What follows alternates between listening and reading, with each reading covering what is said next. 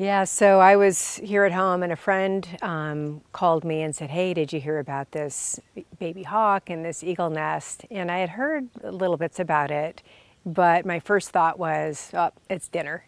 You know, it's not going to survive in that nest. Well, the fact that it wasn't injured prior to, being put in the nest by the eagles, just picking it up, that would have been a possibility. Then when it was brought to the nest, it was brought as food, of course. So the fact that they changed their minds and decided to feed it was a really, important part of its survival. But over time, it wasn't getting its share of food.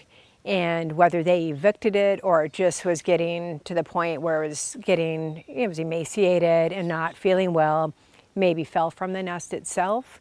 But the fall could have done, tremendous damage, either breaking something, it could have died just from the fall.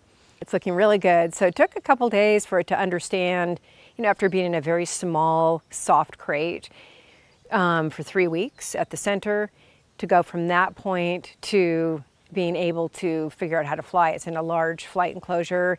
It would take short flights and then land on the ground. And then within a few hours, actually, it was up on the sawhorse. After a few days, it was up on the high perches like you saw today. What will happen next is once we know that it's very well conditioned, which it's looking very good right now, and then we know that it's live prey hunting. That's key for a younger juvenile hawk to be able to do before going back to the wild.